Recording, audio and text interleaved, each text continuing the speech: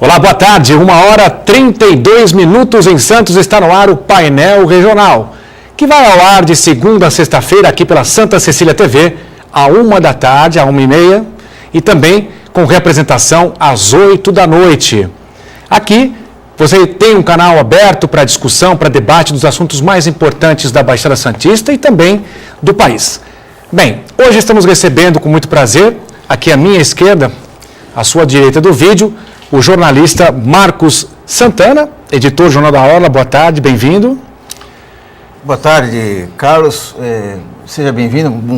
Obrigado. Muito feliz de reencontrá-lo depois de algum tempo, né? Somos colegas militantes do jornalismo há um bom tempo. O Carlos Lopes é um profissional muito reconhecido no nosso segmento aqui, espelho para muitas pessoas aqui, grande experiência ao longo da TV. Depois eu pago o café. Obrigado. Seja bem-vindo aqui. Muito obrigado. À altura aqui, o companheiro Heraldo Santos. À minha esquerda aqui temos o advogado Manuel Rogélio Garcia. Tudo bem, Manuel? Prazer em vê-lo, prazer em conhecê-lo pessoalmente agora. Boa tarde, Carlos. Boa tarde especial aos nossos telespectadores, ao Marcos Santana, ao Dr. Cassione, à Camila. É um prazer participar do programa com a sua apresentação. E também temos a honra hoje de apresentar o Dr. Vicente Cassione, professor, advogado. Tudo bem, doutor?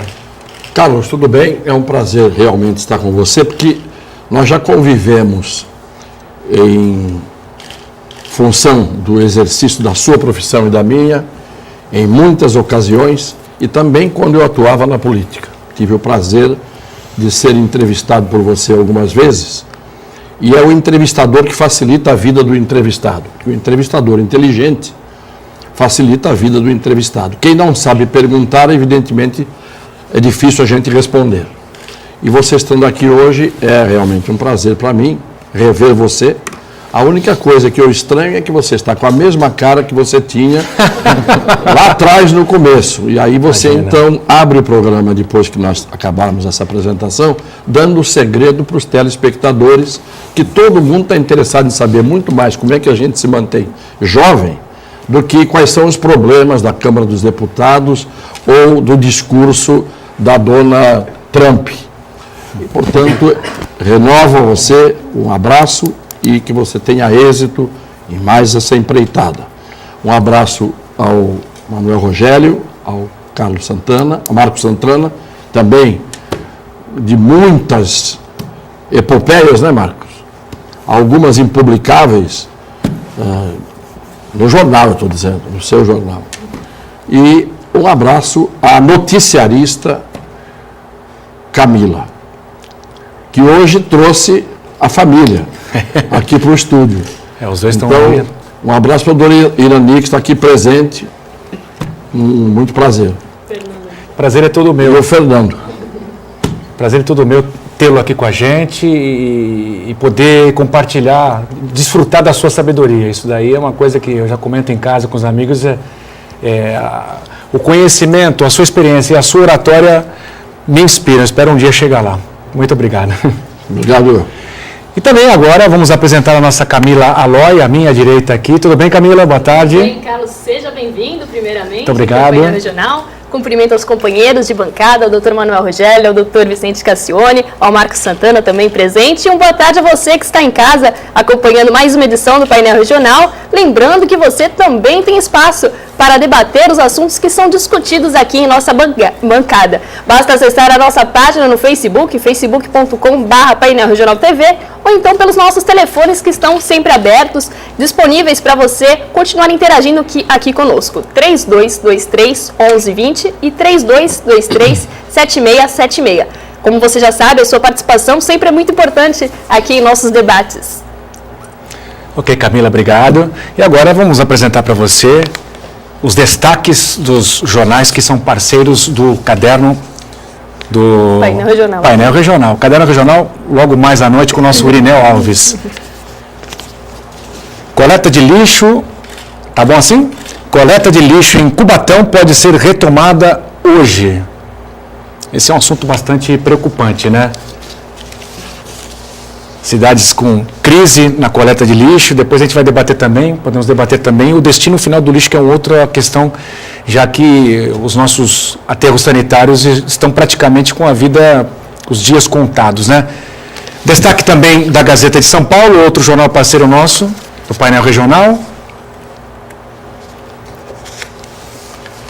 Vamos lá. Médicos falsos são presos em ação da PF, da Polícia Federal. Era o que faltava, né? O pessoal queria ganhar dinheiro às custas da doença. Não é, doutor? Na verdade, eu não considero médicos falsos. Né? Se são médicos, são médicos. Né? Gente falsificando a identidade como médico. A manchete não está muito bem elaborada. Médico falso não existe. O médico é médico. Se é médico, é verdadeiro. Se for falso, é alguém se passando por médico, falsificando a identidade profissional. Mas isso não é novidade. A gente tem gente se passando por gente em todo lugar e em toda parte. Infelizmente, no caso da medicina, é muito pior. Porque se eles estão exercendo o que não sabem, devem estar matando gente ou agravando o estado de quem está doente.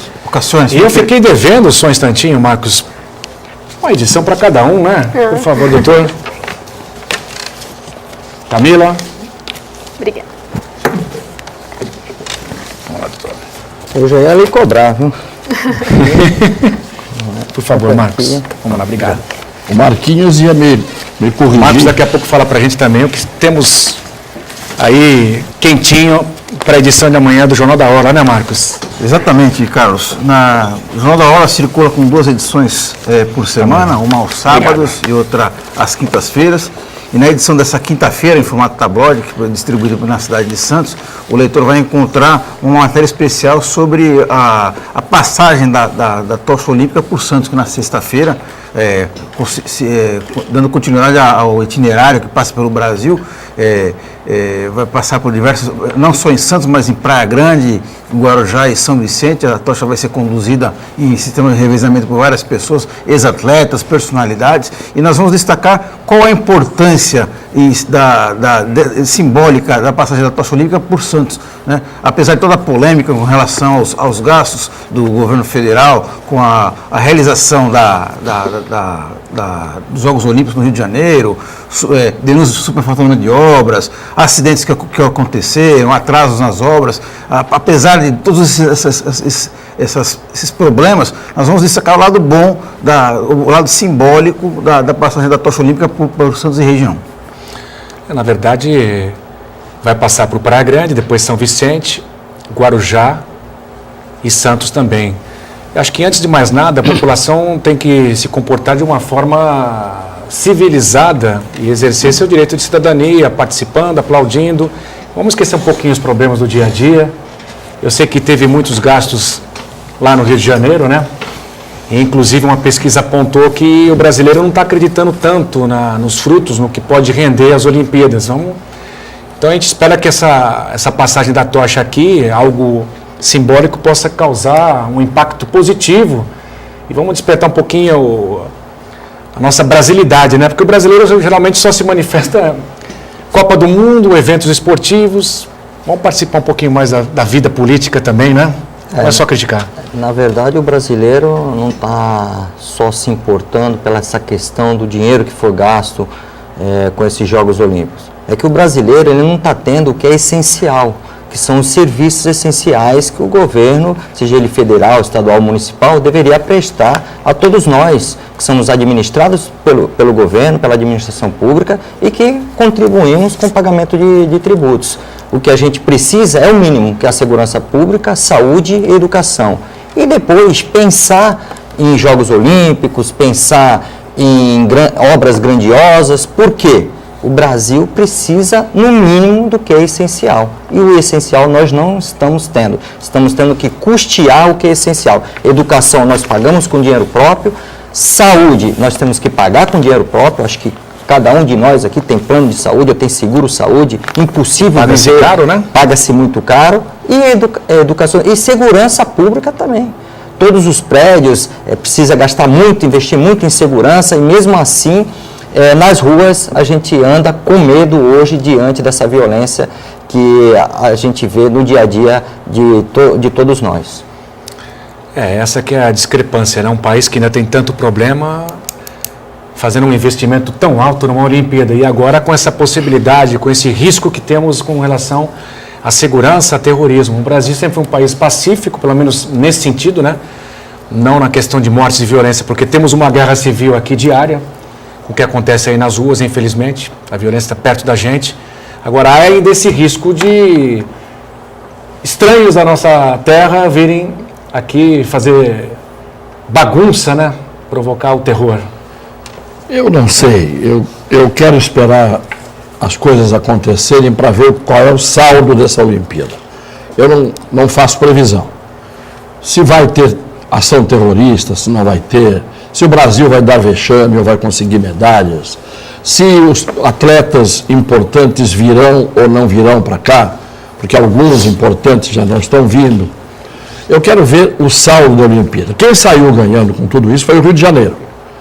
Porque a dinheirama que foi derramada no Rio de Janeiro fez a cidade hoje dar, eu vou usar uma expressão que ninguém usou até hoje, dar um salto de qualidade. O Rio de Janeiro hoje tem uma mobilidade urbana alterada, praticamente a implantação de equipamentos públicos foi extraordinária, então o Rio saiu ganhando. Mas não é novidade, porque o Rio é o preferido da Rede Globo, né? E a Rede Globo coloca o Rio acima do Brasil, depois vem o resto. E mais uma vez o Rio saiu ganhando. Não importa, ainda pelo menos, se não superfaturaram essas coisas que fizeram no Rio, melhor que seja para bem do que para mal o dinheiro que foi usado. O que eu queria saber, se tenho curiosidade sim, do Marquinhos, já tem a relação dos condutores da tocha aqui na nossa veneranda Santos? Não?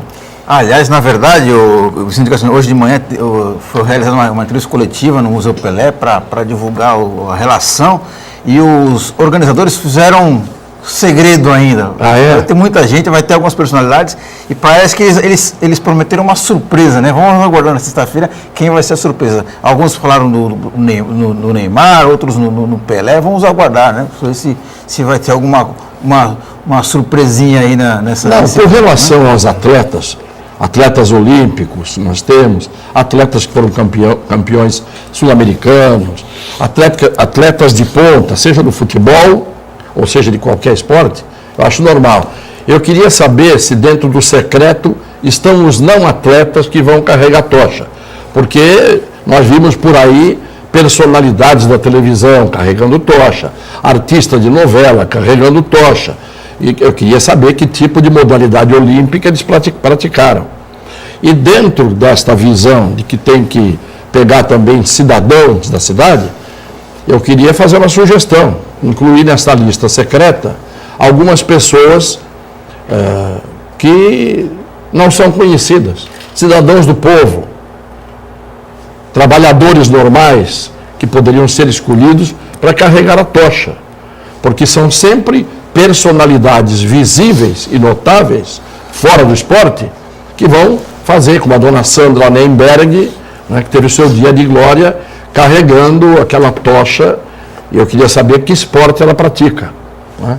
Então, se é para escolher cidadãos de todas as camadas sociais, de todos os níveis, porque não há cidadãos mais importantes ou menos importantes.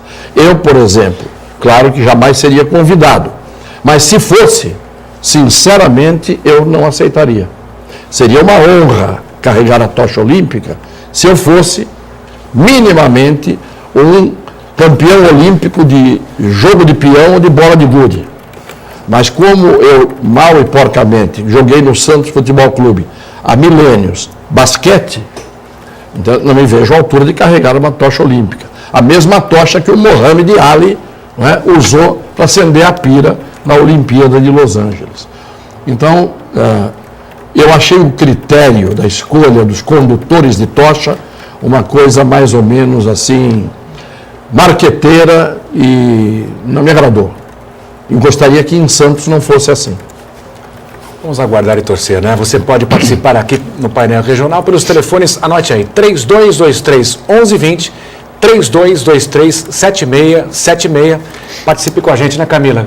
Isso mesmo, e também pela nossa página no Facebook, é facebook.com/Painel Regional TV. Deixa sua participação, sua mensagem, sua pergunta e sua opinião sobre os assuntos que são discutidos aqui no nosso programa.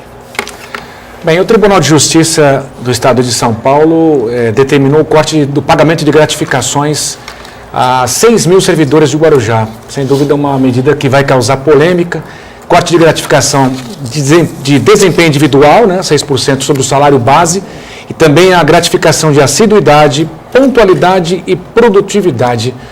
O que vocês acham? O que pode refletir nos serviços da população, principalmente na área da saúde, essa decisão do TJ que a Prefeitura naturalmente vai recorrer? Olha, todo corte é bom quando ele é feito no lugar certo para um resultado positivo. O corte do cirurgião, muitas vezes, é necessário que seja até extenso numa laparotomia, por exemplo, para salvar a vida de um baleado. Corte é sempre bom, dos excessos. E era bom que o Tribunal de Justiça, e eu paro aqui, começasse cortando na própria carne. Porque, eu disse, corte dos excessos é bom. Então seria bom que o Tribunal de Justiça, o egrégio Tribunal de Justiça de São Paulo, cortasse na própria carne. Ou então mostrasse quais são os ganhos, os adicionais, os acréscimos e a produtividade do Poder Judiciário como um todo. Aliás, não é só o Tribunal de Justiça de São Paulo, de todo o país. Todos os tribunais, todo o Judiciário e até o Supremo Tribunal Federal. Cassione, isso me lembrou agora uma notícia veiculada essa semana de um juiz, acho que, se não me engano, do Rio Grande do Sul, que por engano, um erro do sistema, do funcionário que opera o sistema de pagamentos do tribunal, debitou em dobro os pagamentos de janeiro e fevereiro. Pagou a mais, pagou 2 vezes o juiz. E na hora de o sistema tentou corrigir o erro, fazer o estorno. Fazer o estorno, o juiz se recusou, entrou na justiça para devolver aquele dinheiro que não era dele e a colega autorizou que ele não devolvesse o dinheiro. Quer dizer, o processo corre, o juiz recebeu 2 vezes, está se recusando a devolver o dinheiro e é mais um exemplo de como é que as coisas acontecem. Isso no Código Penal, tem um artigo 168 do Código Penal que tipifica o crime de apropriação indébita.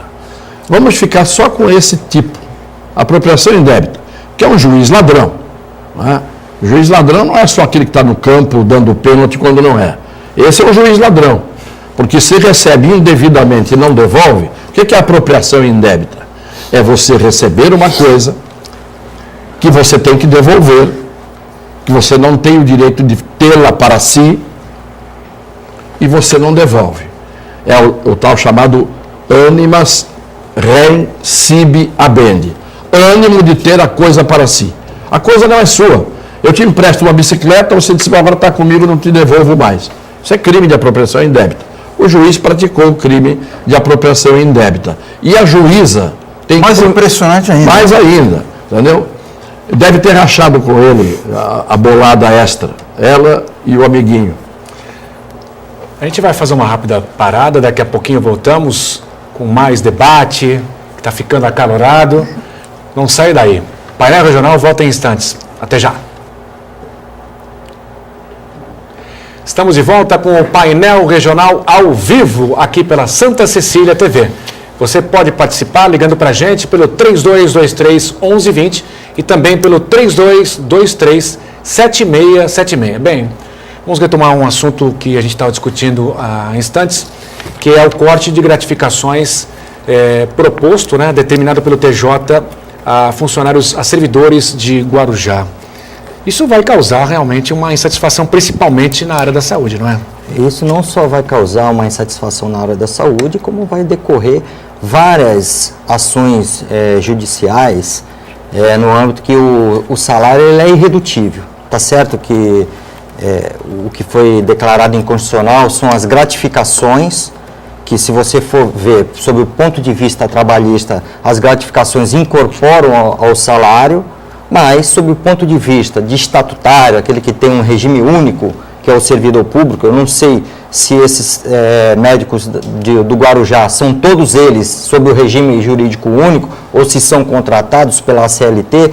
Enfim, tem esse conflito que aqueles que são contratados pela CLT, eles vão buscar a Justiça do Trabalho, porque o salário é irredutível de acordo com o artigo 7º da Constituição e de acordo com a própria Constituição. Excepcionalmente, ele pode ser reduzido se houver acordo ou convenção coletiva e nunca causando prejuízo ao trabalhador. Existe uma lei específica que fala de redução, mas quando a redução é proporcional à jornada de trabalho e quando é demonstrado para que a empresa realmente está numa situação peculiar financeiramente crítica que possa justificar a redução de salário de seus trabalhadores. Então, na verdade, são 6 mil servidores. Exatamente. E pelo que a gente viu numa matéria jornalística, parece que vai ultrapassar os 50% essa redução. Agora, achei interessante a discussão aqui da mesa sobre os juízes, o juiz que recebeu 2 vezes o salário na sua conta salarial e não devolveu. Acontece que eles não são obrigados a devolver quando é pago indevidamente. Está certo o que o doutor Cassione falou, a questão da apropriação indébita, mas ele tem a lei que o ampara. Por exemplo, aqui no município de Santos, o Estatuto do Funcionário fala que o que for pago indevidamente só poderá ser descontado do funcionário 10% do seu salário. Então, ele se beneficiou da lei para não ter que devolver, ou seja, vai ter que devolver, mas em suaves prestações. É claro que isso não é moral, mas nem tudo que é moral é legal e nem tudo que é legal é moral. Agora, sob o ponto de vista moral, está corretíssima o comentário aqui da mesa e ainda a tipificação que fez o doutor Cassione dizendo de apropriação indébita, porque ele fez dolosamente, fez como querendo ficar para si mesmo. Mas um trabalhador, Rogério, comum, que vai receber 2 salários, naturalmente tem que devolver um, ou vai ser descontado na próxima, não é? Não, o aspecto não é só moral, o aspecto é que se o Ministério Público entrasse com uma medida criminal contra este juiz, na minha opinião, a jurisprudência se alteraria e resolveria o problema no sentido de que se caracteriza uma apropriação indébita. O sujeito tem um salário mensal, ele não está recebendo indevidamente uma gratificação, ou está recebendo indevidamente um adicional, ou uma hora extra, é o salário. Salários são 12 salários e o 13º. Na hora que o indivíduo recebe 14 salários, ele se apropriou, porque o dinheiro é público, o dinheiro é nosso.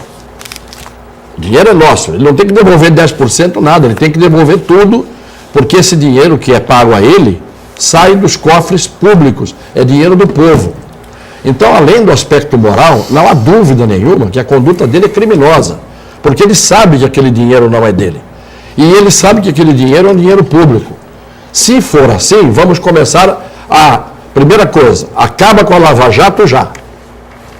Porque o problema ou é crime ou não é crime.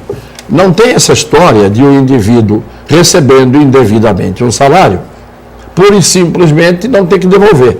Ele pode não devolver aqui, mas não recebe no mês seguinte. É isso que tem que ser. Porque se a moda pega, todo mundo começa a pagar salário em dobro e todo mundo começa a receber em dobro. Quero saber se numa esfera trabalhista, se alguém não pagar o salário daquele mês, como é que fica?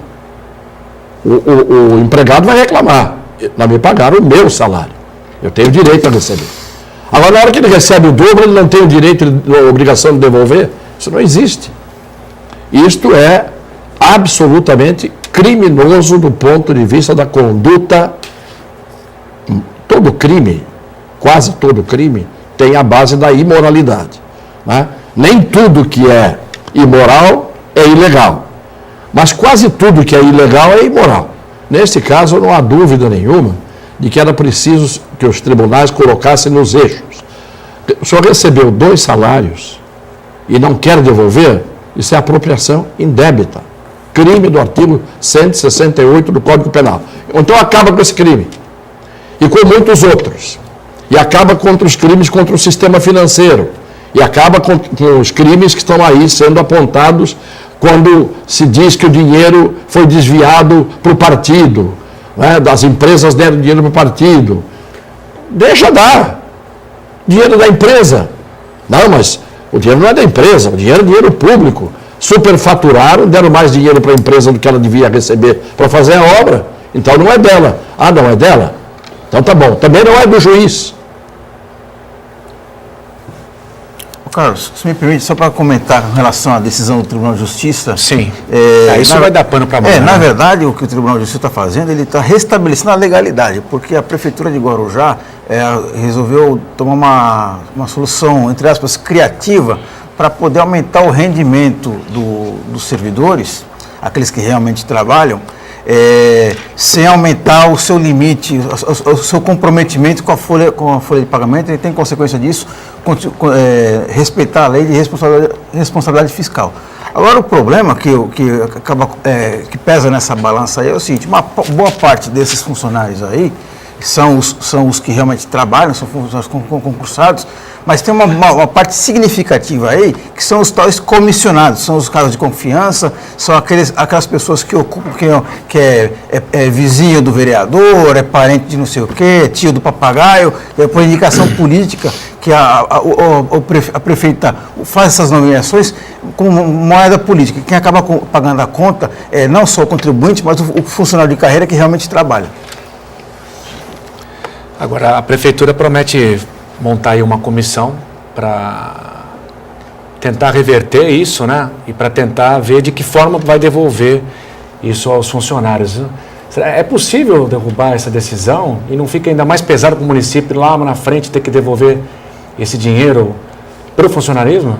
Se o tribunal cortou certo, não tem que devolver. Não tem que reclamar. Se ele cortou certo, eu não conheço o caso, não sei o que é.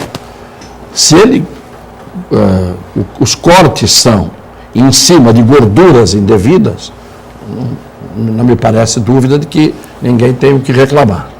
Mas com base na explanação do Rogério antes, o tribunal não tem que cortar nada, porque o que é indevidamente pago, só 10% é que devolve. É evidente que não é assim.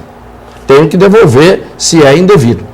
Agora, por isso que eu disse, começa cortando o tribunal na carne, porque o tribunal, e a gente sabe que no Brasil existe, as incorporações, os quinquênios, você tem os adicionais, você tem tudo isso. E o funcionário público vai recebendo tudo isso. E o juiz é um funcionário público pago com o nosso dinheiro. As férias, né, Cassione, que é um mês que o juiz deixa de produzir. Não precisa nem férias. Quinta-feira é feriado. Não é? Sexta-feira eles enforcam. O judiciário para. Ninguém vai trabalhar. E não tem desconto. Por que para?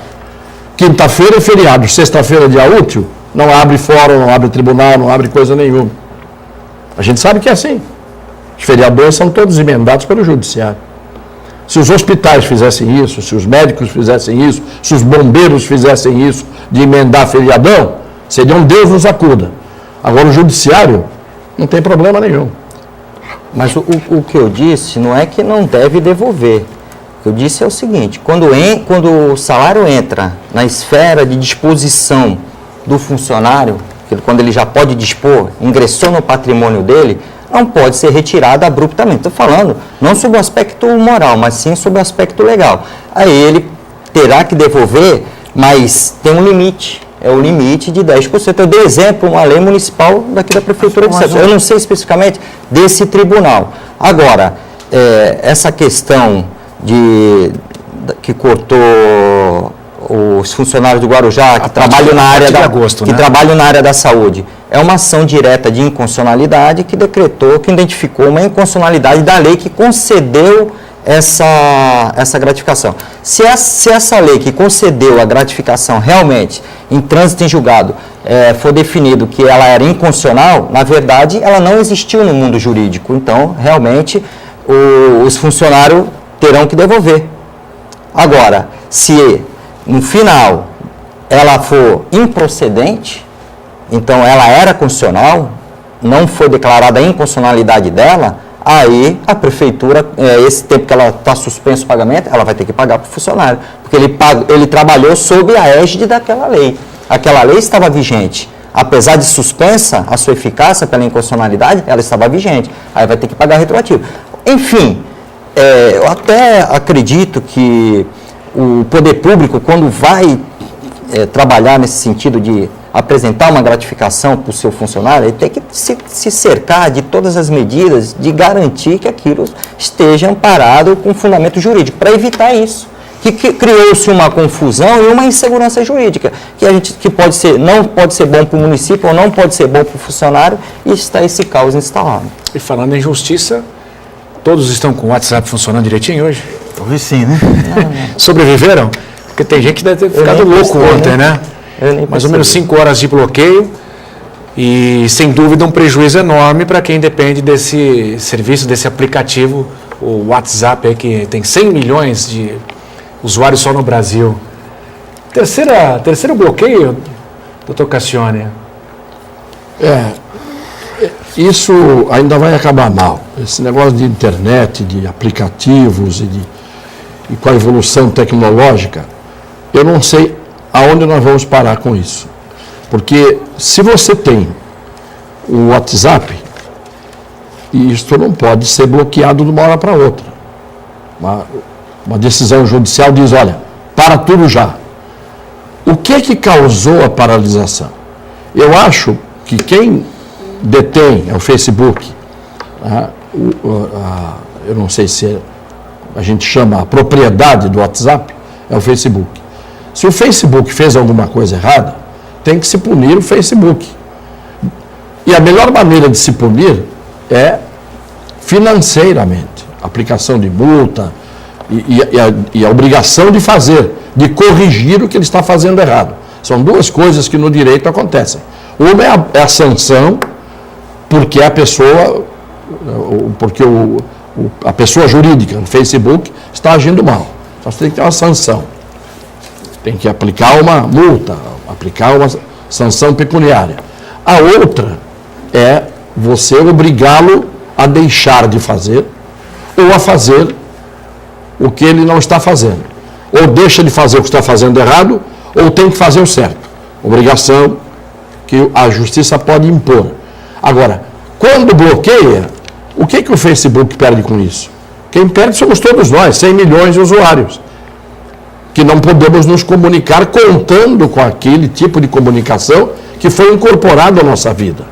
Quem não tem Facebook, tudo bem. Quem tem o Facebook só para contar piada e mandar imagens engraçadas, é outra história. Mas você tem como meio de comunicação, hoje o e-mail, inclusive, como comunicação até para peticionar no tribunal. Você peticiona por e-mail. Então você não pode suspender pura e simplesmente de um dia para o outro, ou de uma hora para outra, esse aplicativo. Volto a dizer, há uma irregularidade que gerou isso? Quem cometeu a irregularidade? Fomos nós? Não. Se não somos nós, é o Facebook, que é o dono do WhatsApp, ele tem que ser punido e sobre ele tem que recair o ônus, não sobre o usuário. Agora, eu não sei sinceramente qual foi a causa, porque eu não acompanhei. Eu estou acompanhando pouco essas notícias de todo dia, porque o meu estoque de informação já saturou. Então eu prefiro saber pouco do muito que desaba em cima de nós todos como informação. Você abre o UOL, fica sabendo que a Joana casou com o Pedrinho, aí eu tenho que descobrir quem é a Joana, que eu não conheço, e quem é o Pedrinho, que eu conheço menos ainda. Uma enxurrada de informação. Aquelas informações abestalhadas, não é? Então, coisa séria tem que ser tratada com seriedade. Se o WhatsApp é brincadeira, é joguinho, então você pode proibir. Mas não é, tem muita gente que se comunica por meio do WhatsApp. Você vai dizer, mas usa o celular como telefone. Bom, então, se é assim, isso aqui é a terra de ninguém. Eu não conheço paralisação e bloqueio desses aplicativos em nenhum lugar do mundo, salvo em situações graves. Graves, que afetem realmente direitos que estão sendo violentados. Agora, vocês expliquem melhor, que vocês são mais informados do que eu, o que gerou isso? E muita gente que gerou o mais bloqueio? o WhatsApp, né, doutor? O que gerou o bloqueio? Eu não sei. Na verdade, Cassione, se me permite, esse episódio é mais um de vários outros episódios polêmicos que aconteceram e vão continuar acontecendo por ser a internet, o uso de aplicativos para comunicação, um fenômeno muito recente, ainda mais no Brasil. Acho que no Brasil o WhatsApp não tem nem um ano de funcionamento, acho que 1 ano e pouco de funcionamento. E o que motivou a decisão dessa juíza é que ela pediu que o WhatsApp fizesse uma espécie de grampeasse as conversas de um grupo que estaria se comunicando para cometer crimes na Baixada Fluminense. E o WhatsApp, ele comunicou que ele não poderia fazer porque ele não detinha essa tecnologia. É uma coisa meio que difícil de entender. O WhatsApp, o Facebook, a maior empresa de tecnologia do mundo, não tem tecnologia para fazer esse tipo de... Então a juíza, ela entendeu que realmente o Facebook estava obstruindo a justiça. Agora, como consequência, quem acabou pagando foi o resto da população brasileira, né? Que hoje utiliza como uma ferramenta de trabalho, como uma ferramenta de comunicação. E até concordo com o senhor quando o senhor disse que a juíza ela errou na punição, que acabou penalizando todo o Brasil inteiro. Eu acho que a punição devida seria mexer com o bolso, né? É evidente. Sequestrar, congelar as contas do Facebook, do WhatsApp no Brasil, prender o diretor, como aconteceu numa outra ocasião, e não essa decisão meio que polêmica, que parece que, na verdade, ela queria chamar a atenção para o assunto. Eu acho que o episódio reflete, mais uma vez, que o Brasil precisa regulamentar essa questão dos aplicativos, porque muitas vezes eles podem ser realmente utilizados para cometer crime. E a gente não está se falando de a preservação da liberdade individual de cada um, porque, por exemplo, todos nós temos telefones aqui e todos nós temos a nossa privacidade. Mas a partir do momento que um juiz entende que é necessário a quebra do sigilo telefônico, isso é feito no Brasil, as empresas de telefonia, elas executam isso. Então o WhatsApp, eu acho que também ela tem que, como opera no Brasil, ela também tem que estar sujeita à legislação brasileira. Agora, Só para terminar esse assunto... A gente vai fazer uma rápida parada, daqui a pouco a gente retoma esse assunto. O WhatsApp está na boca do povo, né? Não saia daí, o painel regional volta em instantes ao vivo aqui na Santa Cecília TV. Até já. Estamos de volta com o painel regional ao vivo aqui na Santa Cecília TV. Você já sabe, o painel regional vai ao ar de segunda a sexta, à 1h30 da tarde. E tem representação às 8 da noite. Bom, no bloco anterior falávamos do WhatsApp, né? Sim. Eu lhe interrompi, mas agora fica à vontade. Não, é rápido, eu só queria, aqui em defesa da juíza, não que seja advogado dela, mas dizer que esse é o poder de cautela do juiz. É um instrumento legal que ele tem, no caso de um perigo da demora, um perigo de demora, ele sacrifica um bem maior, sacrifica um bem menor em prol de um bem maior. Ele faz isso, nesse caso que seria de um bando de criminosos, ele faz isso por bem da segurança pública. Eu não faço muito uso do WhatsApp, não senti muita diferença. E agora a Camila Loy traz pra gente a participação dos nossos telespectadores. Como é que está a participação, Isso Camila? mesmo, Carlos. Temos a participação do Valdomiro Trento. Ele diz assim: Cubatão retoma a coleta de lixo, que foi até manchete no DL de hoje, e diz que em 1989 foi Thelma de Souza e depois Davi Capistrano que implementou em Santos a coleta de lixo reciclável. Usava também pessoas deficientes mentais para esse trabalho na preparação do lixo. Foi adotado inclusive pela ONU. Este programa foi literalmente para o lixo nos governos sucessores. Este é um assunto que deve ser discutido pela sociedade, inclusive para a proteção do meio ambiente. Ele deixou esse comentário aqui a respeito da manchete que saiu no Diário do Litoral de hoje. Uriel, né? Valdomiro Trento. Valdomiro, um abraço, obrigado pela participação. Uriel pergunta... Agora é Uriel. Agora é Uriel Vilas Boas. Ele pergunta à bancada que mecanismos poderiam ser usados para que as questões básicas da cidadania fossem implementadas e assim retomarmos o otimismo do brasileiro. O otimismo é com o doutor Cassione. Nesse momento, falar de otimismo... Eu já disse ao meu querido amigo e dileto amigo Uriel que as perguntas que ele faz tem que fazer a Deus, não a nós. E pergunte a Deus. Se Deus não responder, como é que nós vamos responder? Como fazer para retomar o otimismo do brasileiro? Que medidas deverão ser implementadas? Não sei.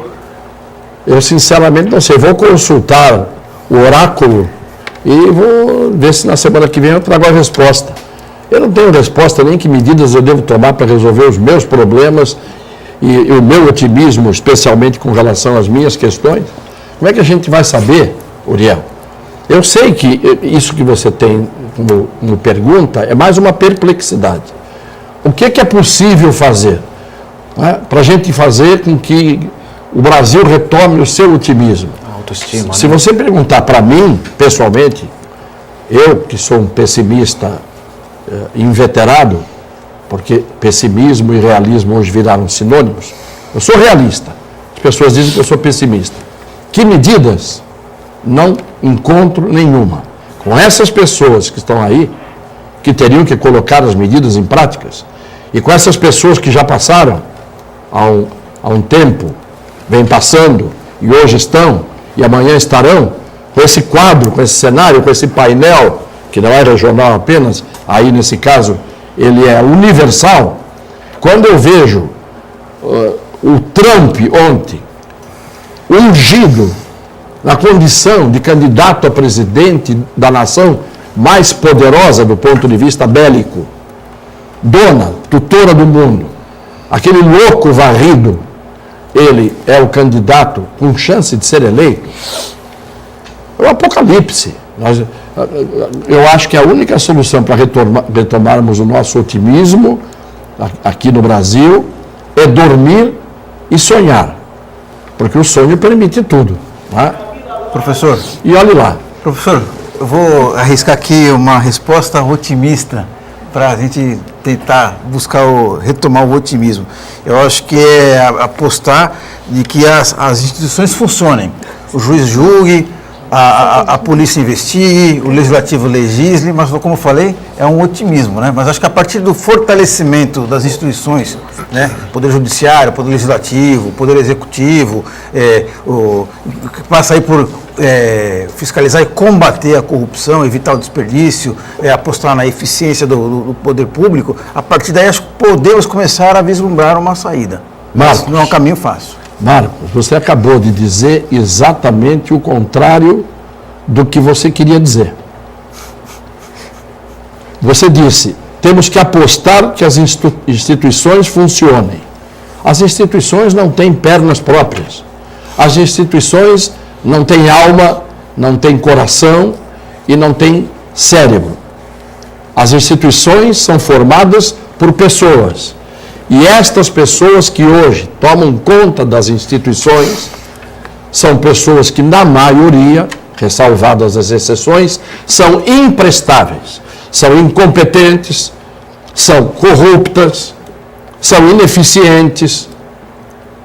Então, as instituições, o judiciário é uma instituição, o legislativo é uma instituição, as ONGs são instituições, tudo é instituição. Só que por trás, ou à frente, ou dentro, fazendo a instituição funcionar, são seres humanos. E o que nós temos tido no Brasil é seres humanos, ressalvadas as exceções, seres humanos que vão da ladruagem à incompetência, da imbecilidade à falta de talento para gerir as instituições. São pessoas individualistas, pessoas que desviam as suas funções e as suas finalidades, que atuam em causa própria e que se dane o espírito público que eles não têm na maioria. Então é isso que eu estou dizendo. Você pega um exemplo agora.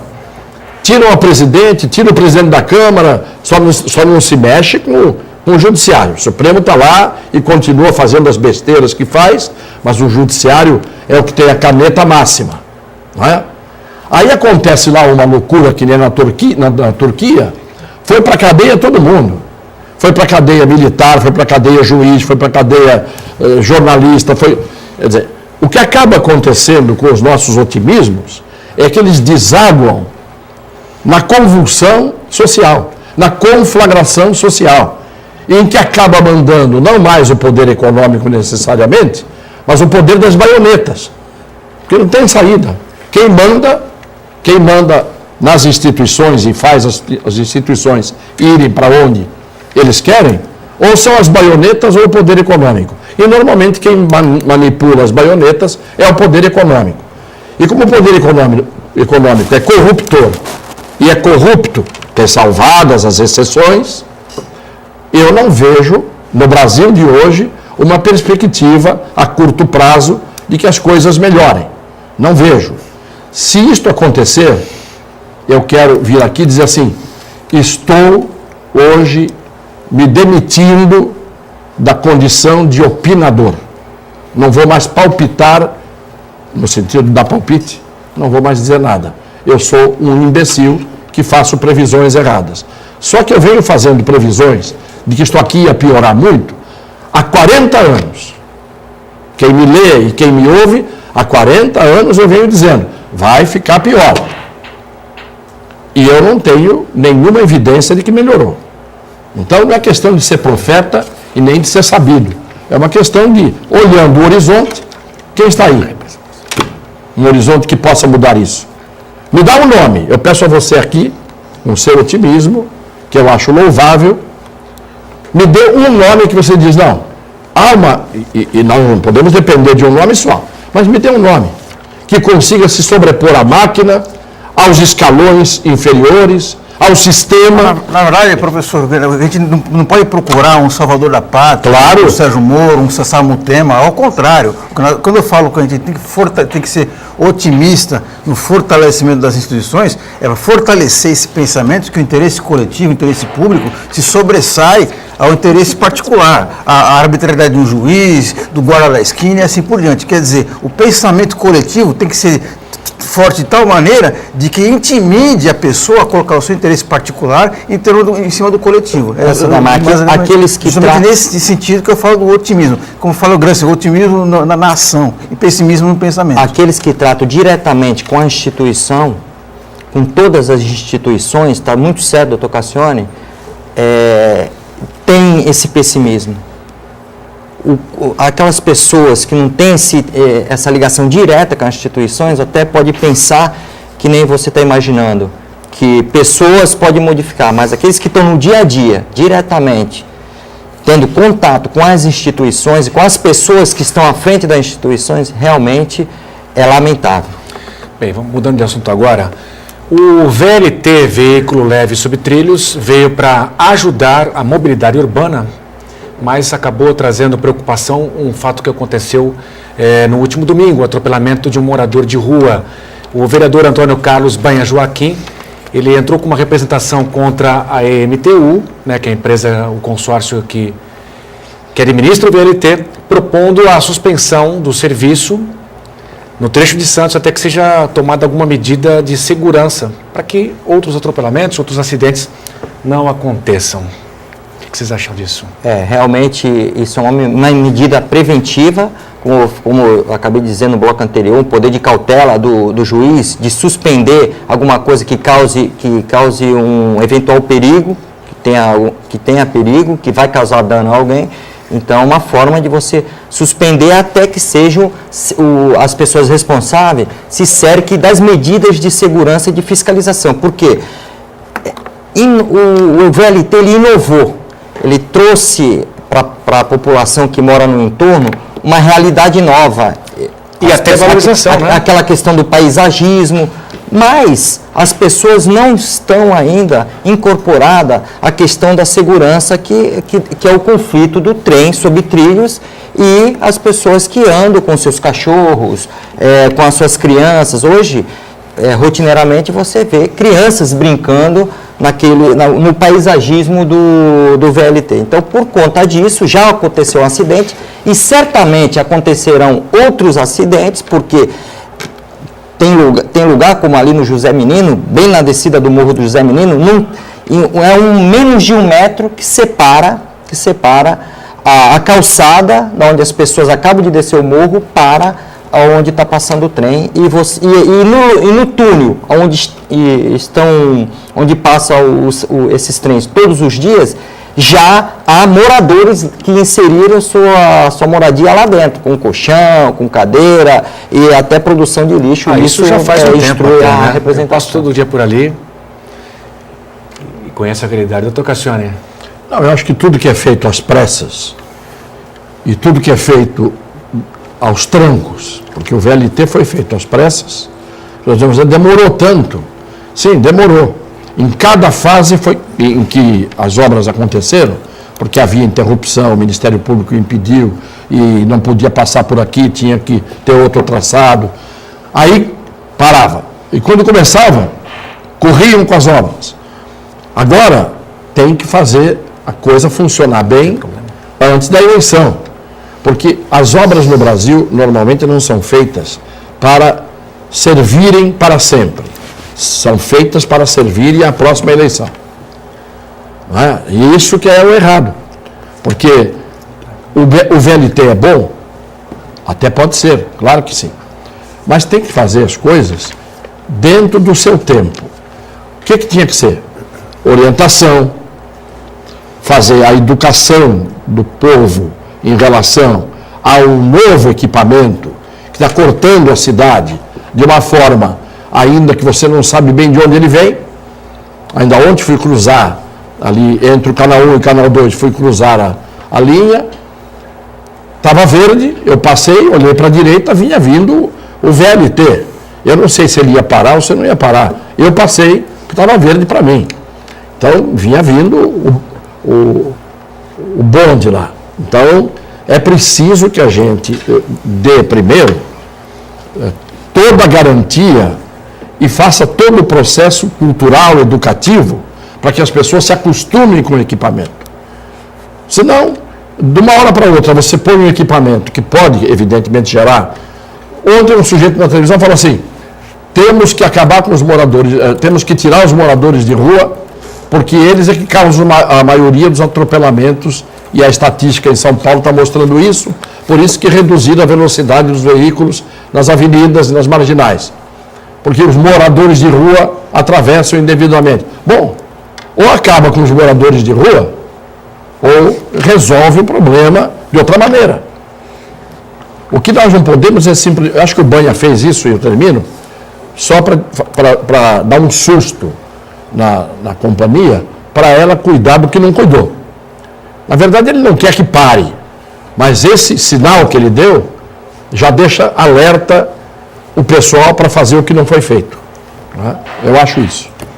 Bom, o Painel Regional está chegando ao seu final, agradecendo a participação sua por telefone, pela internet, da Camila Loi, advogado Vicente Cassione, o Manuel Rogélio Garcia e também o jornalista, advogado, e o jornalista Marcos Santana.